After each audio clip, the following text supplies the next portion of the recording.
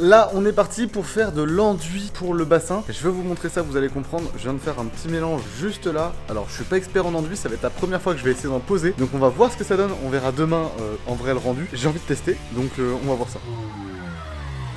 Vous voyez, j'ai mouillé partie, on voit bien la différence. L'idée ici, c'est de reboucher toutes les infractuosités du ciment, enfin du béton, pour que ici on vienne recouvrir tout doux d'une petite couche toute lisse, toute sympa d'enduit. Je sais pas comment on fait vraiment en enduit, j'ai regardé des vidéos YouTube hier, donc je me considère comme expert de ce domaine. Donc on va tester, on va voir ce que ça donne, si ça tient.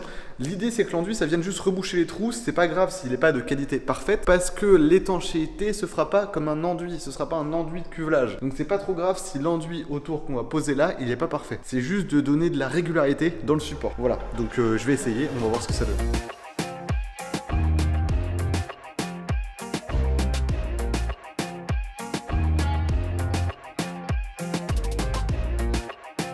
Bon les amis, ça va faire un petit moment que je travaille, je sais pas combien de temps exactement. J'ai bien avancé, donc on a 7 mètres de long, donc je pense que j'ai fait à peu près 5 mètres 50, 6 mètres à peu près. Je vais vous montrer ce que ça donne pour un premier rendu, vous allez me dire ce que vous en pensez. Est-ce que vous trouvez que ça suffit? Moi j'ai pas tout fait, parce qu'en fait je vais attendre demain, voir quand ça va sécher, voir si c'est bien fait. Parce qu'en fait si ça sèche et que ça fait une bonne surface lisse, comme c'est prévu normalement, bah à ce moment là je pense que ce sera bon pour pouvoir accueillir la membrane d'étanchéité. Alors vous verrez ce que c'est, je pense que vous êtes peu à vous douter de ce que ça va être. Maintenant, il y a quand même une bonne surface de fait. Je vais vous montrer ça de plus près, comme ça vous pourrez me juger en commentaire. N'hésitez pas à me donner tous vos conseils. Voilà, je suis pas professionnel, donc ça m'intéresse parce que faire un enduit qui tient dans le temps, je sais pas si c'est. Apparemment, c'est pas si simple, À savoir que c'est un enduit au ciment, donc c'est un mélange de ciment et d'eau que j'ai fait moi-même avec mon sable extra fin Aquabiotope, vous savez, le sable premium, parce que j'ai vu et j'ai lu que apparemment plus le sable était fin et plus le sable était homogène, mieux ça faisait un enduit propre. Et franchement, j'ai l'impression que pour quelqu'un qui ne connaît rien, l'enduit paraît très très lisse de base et j'ai pas le matériel pour le lisser, vous savez, de l'éponge un peu adaptée. Donc à mon avis c'est pas mal, je vous montre ça. Voilà ce que ça donne de plus près. Donc toutes les, on va dire que les infractuosités sont bouchées. Il y a plus de petits trous, il y a des petits trous, un peu des petits défauts, voilà, comme ça, là, comme vous voyez là, à peu près à quelques endroits. Je brosserai ça à la fin parce que j'ai pas ce qu'il faut, donc je pense que je le ferai à la main en brossant vite fait pour essayer d'enlever ça. Mais normalement j'ai l'impression que c'est à peu près correct. Il y a des endroits où c'est nickel quoi, genre là c'est nickel. C'est pas partout pareil quoi. Donc voilà, il me reste encore tout ça à faire. Et puis si ça marche de ce côté là comme ça fait bien propre parce que l'intérieur vu qu'il va être recouvert, j'ai préféré tester à l'intérieur. Mais si ça marche bien ici, je testerai, hop là, je ferai l'extérieur pour pouvoir peindre ou mettre un revêtement bien joli pour que d'extérieur ça fasse joli. Donc voilà, bon, on verra bien. Regardez ce qui est préparé juste ici, il y a marqué tout pète, c'est pour le poteau Tanguy, on lui a préparé un gros carton. Vous verrez ça d'ici quelques mois à mon avis, donc on lui a envoyé un peu de matos. Et ici, regardez-moi derrière, il y a des racines, on vient de mettre pas mal de racines en vente sur le site, donc là les racks sont bien remplis sur sélection photo, etc. Vous pouvez aller voir ça, il y a même des roches avec des scapes et autres qui sont déjà préparés. Donc n'hésitez pas à aller faire un petit tour sur le site bien sûr. Et moi je vais vous parler un peu du bassin parce que là il faut qu'on parle argent. Avant de parler argent, je veux vous montrer un petit peu ces petites baguettes là que vous voyez au sol en aluminium, en inox pardon. Vous voyez juste ici, regardez-moi ça. C'est des corners en inox qui vont permettre de faire le support de la vitre. Je vous explique ça juste après. Aussi, tous les enduits sont terminés. Donc, le piscinier m'a dit que c'était ok pour notre usage.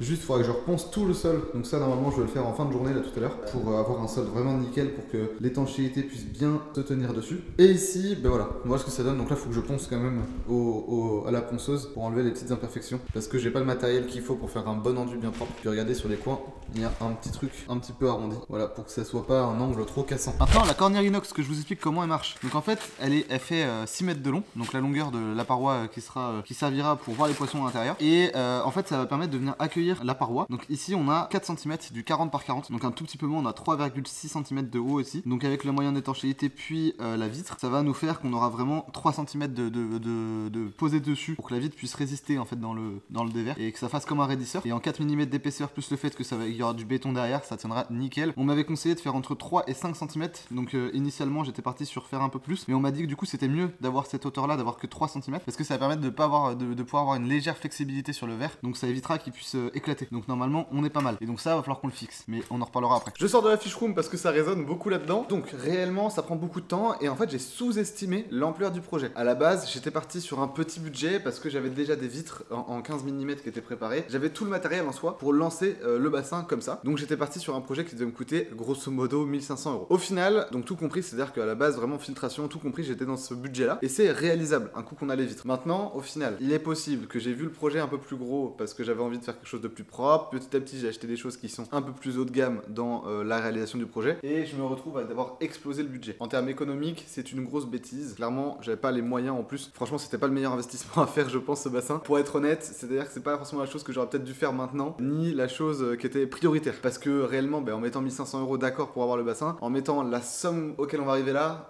c'était pas prévu. Le bassin sera vraiment à la hauteur de mes rêves. Donc j'ai très hâte qu'on arrive au bout. Maintenant, c'est vrai que ouais, j'ai vraiment sous-estimé le truc. Et pour vous dire, on va plus être entre 5 et 10 000 €. On fera une vidéo totale où je vous parlerai des coûts. Alors qu'initialement, on était beaucoup plus bas, on était à 1500 balles quoi. Donc c'est des coûts qui sont pas prévus, c'est des choses que j'aurais pu prioriser dans d'autres investissements qui auraient été peut-être plus pertinents. Mais j'avais envie de vous en parler parce que moi là sur le coup, ça m'a mis ces derniers jours en fait, le fait de réfléchir à tout ça, ça m'a mis un petit peu un coup parce qu'au final, faut se rendre compte que le bassin, ok certes, j'ai voulu faire un truc de fou parce que je veux upgrade, parce qu'il y a une attente de votre part. C'est-à-dire que quand moi j'ai commencé le projet, j'avais envie, mais je me rendais pas compte qu'il y avait une si grande attente de votre côté. Donc forcément, ça m'a mis un peu la pression et je me suis dit vas-y, il faut vraiment que je fasse un truc de fou. Donc du coup, j'ai vraiment tout vu au max du max pour vous régaler. Maintenant, tout est quasiment fait, tout est prévu et en fait, le fait d'avoir cette perspective de se rendre compte du total à la fin, ça fait un peu froid dans le dos. Donc j'ai très hâte qu'on avance, mais c'est vrai que ouais, j'ai eu un petit coup de mou ces derniers jours et surtout qu'il faut savoir qu'aujourd'hui le marché de l'aquariophilie, donc sans me plaindre ni rien bien sûr, mais c'est pas le marché le plus florissant. On est plutôt en baisse.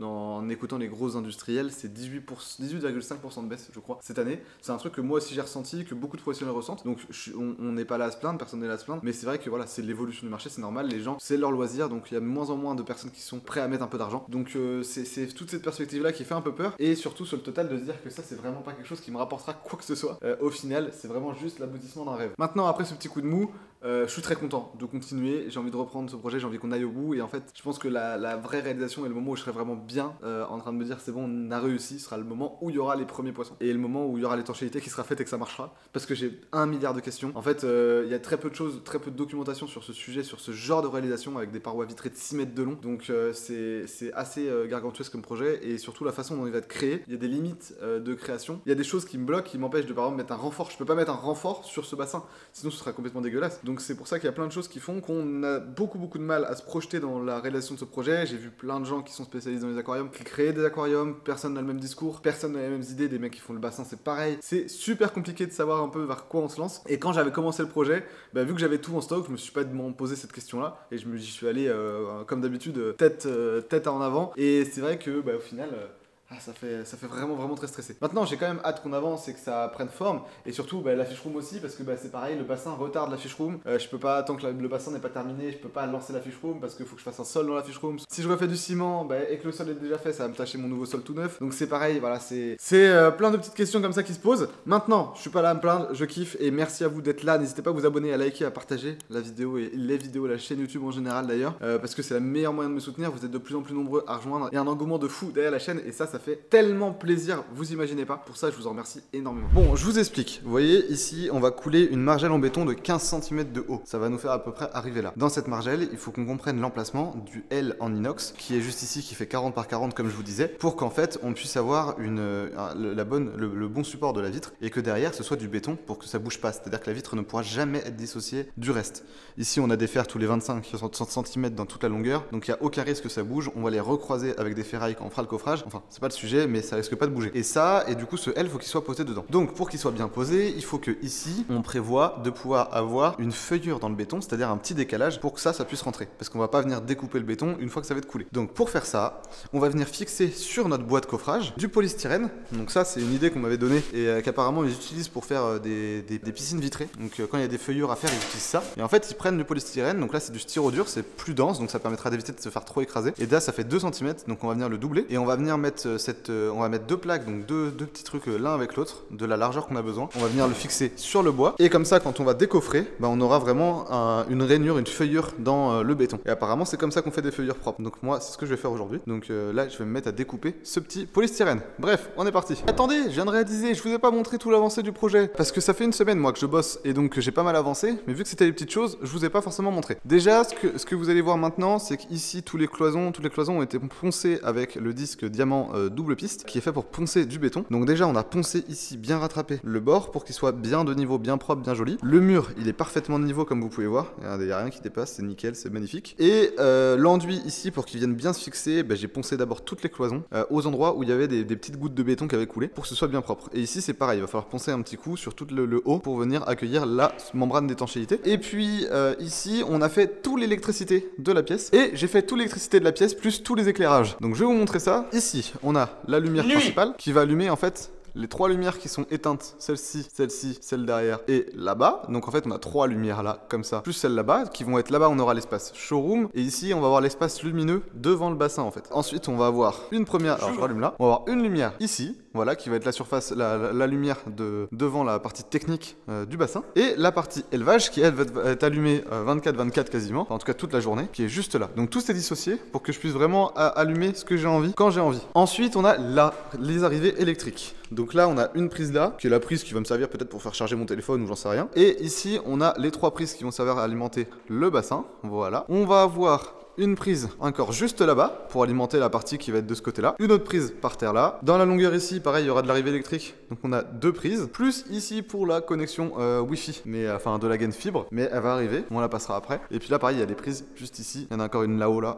Et puis il y en a encore deux là. Voilà. Donc on a bien avancé sur l'électricité. Tout n'est pas encore relié définitivement au compteur parce qu'en fait je vais vous montrer le montage électrique, comment ça va se passer. Donc là on a le compteur, tout est dénudé, vous voyez c'est dégueulasse. On va faire passer un câble en triphasé juste ici, toc toc toc toc toc, il va nous venir sur cette cloison là. On va le fixer genre vers là, je sais pas trop exactement. On va le mettre, donc notre petit coffret il est juste là, donc ça va être un coffret en fait séparé avec des disjoncteurs dédiés à la pièce. Et là on a toutes nos gaines électriques qui vont arriver, qui arrivent, et on va donc pouvoir sectionner l'arrivée des éclairages, des machins. Donc là c'est juste qu'il me manque en fait le câble électrique en triphasé parce que je l'ai pas encore acheté, qui va faire cette longueur là. Un coup ce sera monté, ce sera bon. Donc il manque plus que ça. Également, donc je sais qu'on va me poser la question, donc comment ça va se passer pour les VMC. Ici au niveau du bassin, on va avoir donc une grande paroi vitrée sur l'avant, sauf que vu que cette sphère là va être très humide, on va mettre un PVC au plafond pour que ce soit étanche. Mais en fait ici on va avoir un système de déshumidification dédié à ce bassin, donc au plafond avec un système d'évacuation d'air. Et ici on va avoir deux systèmes d'évacuation d'air, un ici et un là, qui vont me permettre d'un extracteur d'air en fait qui va me prendre vraiment toute l'humidité. Pour l'instant les trous sont pas posés parce que j'ai pas encore la cheminée à fixer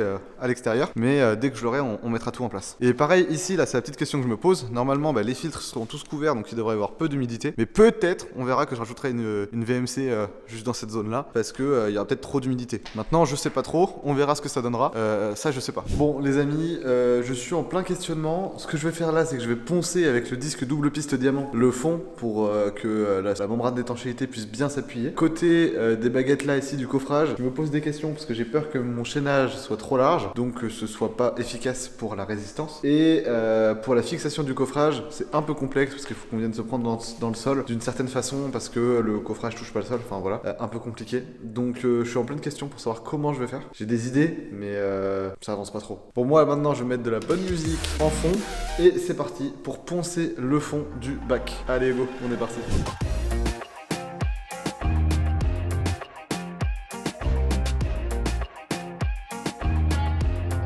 1 hour later. J'ai fait une erreur, je regrette d'avoir mis mon téléphone et le trépied dans la pièce avec la fumée que ça a fait. Regardez-moi toute la poussière. Donc au moins c'est poncé, je pense que c'est pas bien terminé parce que je voyais même pas ce que je faisais. Donc j'aurai des trucs à reprendre à mon avis à certains endroits. Quel enfer. Et là on voit bien les marques du masque. Heureusement que j'avais les lunettes, le masque et tout. Allez, on va à la douche. On se retrouve le lendemain. J'ai beaucoup avancé, je suis content, ça commence à prendre forme. Tout le coffrage, le ferraillage est terminé. Tout est bien accroché, vous voyez ça bouge pas. Les ferrailles en fait on avait laissé en attente de ce mur là couler, plein de ferrailles sur toute la longueur, donc ça va nous permettre ça de bien avoir ferraillé pour que je puisse couler le poteau qui va relier la vitre. Et regardez ce que ça donne, donc ça commence à prendre vraiment forme. J'ai mis beaucoup de ferrailles en me disant qu'au moins ça allait pas bouger parce que à la différence des cloisons sur les côtés, j'ai décidé qu'on allait faire que 15 cm d'épaisseur de mur sur les bords. Vraiment c'est largement suffisant parce qu'il y aura peu de pression, surtout que c'est quand même bien ferraillé. Pourquoi 15 cm? Parce que ça permettra pour des raisons esthétiques. Quand j'étais en train de tout assembler, je me suis rendu compte que 20 cm ça faisait vraiment très large et au final ça allait faire dégueulasse d'avoir 15 cm du coup devant la vitre. Et là du coup on va réduire à 10 cm. Donc déjà on passe de 15 à 10 cm devant la vitre, ça change absolument tout en termes de rendu final. Donc bon voilà, le ferraillage est terminé, j'ai commencé à balayer, je finirai demain parce que j'ai nettoyé déjà le bassin. Là il va falloir que je nettoie en fait devant, que je range un peu tout ce bordel